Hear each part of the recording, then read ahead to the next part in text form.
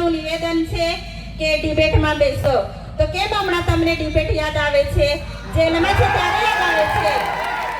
ચેતર વસાવાના સમર્થનમાં આજના જનસંમેલનમાં તેમના પત્ની એટલે કે વર્ષા વસાવા ઉગ્ર હતા અને ઘણા બધા અલગ અલગ પ્રકારના નિવેદનો તેમણે ભારતીય જનતા પાર્ટી અને મનસુખ વસાવા ઉપર કર્યા. આજની આ સમર્થન સભામાં જે આપણે ગામડે ગામડે જઈને આપણા જે ધારાસભ્ય હાલ જેલમાં છે એમની સિગ્નેચર ચેમ્પિયન રાખ્યું હતું, એમાં ઘણા બધા ગામોમાં ઘણી બધી જગ્યાએ જઈને આપણા લોકોએ સિગ્નેચર કરી છે. સિગ્નેચર 1.5 લાખથી ઉપર થઈ છે.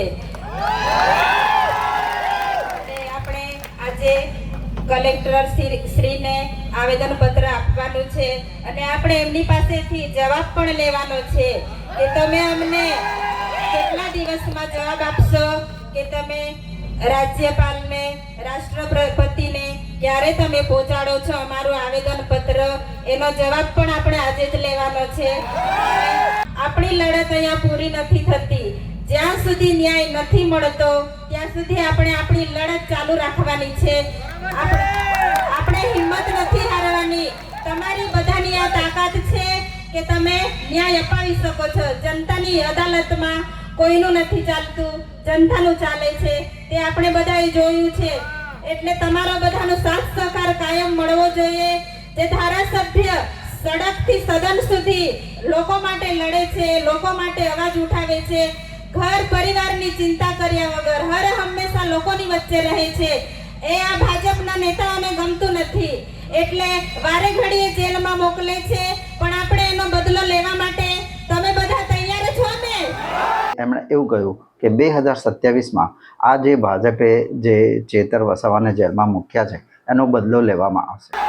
આપણે બદલો લેવાનો છે. 2027માં અંબાજીથી ઉમરગામ એક પણ સીટ લોકોને નથી આપવાની. બધી સીટ આદિવાસીની આવી જોઈએ. એટલે આપણે બધાએ અત્યારથી તૈયારીમાં લાગી જવાનું છે કે આપણે જેવી રીતે હાલ નર્મદા જિલ્લામાં સુપડા સાફ કર્યા છે એવી જ રીતે અંબાજીથી ઉમરગામ 2027માં આપણે એમના પણ સુપડા સાફ કરીને એમને ઘરે બેસાડી દેવાના છે. હાલમાં જ મનસુખભાઈ વસાવા જેઓ ભાજપના સાંસદ છે એમણે એક ટિપ્પણી કરી હતી કે તેઓ ચેતર વસાવા અથવા તો કોઈ પણ આમ આદમી પાર્ટીના નેતા સાથે વિકાસના મુદ્દે ડિબેટ કરવા તૈયાર છે. એનો જવાબ આપતા વર્ષા વસાવાએ કહ્યું, 7 ટર્મથી સાંસદ છે. 2 દિવસ પહેલાનું નિવેદન છે કે ડિબેટમાં બેસો. તો કેમ હમણાં તમને ડિબેટ યાદ આવે છે? જેલમાં છે ત્યારે યાદ આવે છે? કેમ જ્યારે બહાર હોય ત્યારે કેમ ડિબેટમાં નથી બેસતા?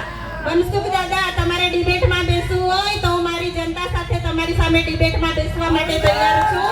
તમે આવી જજો. અમારી જનતા અને અમે બધા તમારી સાથે ડિબેટમાં બેસવા માટે તૈયાર છે. તમે બધા સાથ સહકાર આપજો એવી હું તમારી પાસેથી આશા વ્યક્ત કરું છું. આટલું કહીને મારી વાણી પૂરી કરું છું. આભાર. તો મિત્રો, હવે તમને શું લાગે છે કે ચેતર વસાવાના પત્ની શકુંતલા વસાવા અને બીજા 4 ખેડૂતોને જેમ જામીન મળી છે એમ આવતા અઠવાડિયે અથવા તો ટૂંક સમયમાં ચેતર વસાવા અને બાકી રહેલા કહેવાતા ગુનેગારોને પણ જામીન મળી જશે? આ વિડીયોમાં આટલું જ. મળીએ છીએ આવતા વિડીયોમાં. ત્યાં સુધી નમસ્કાર.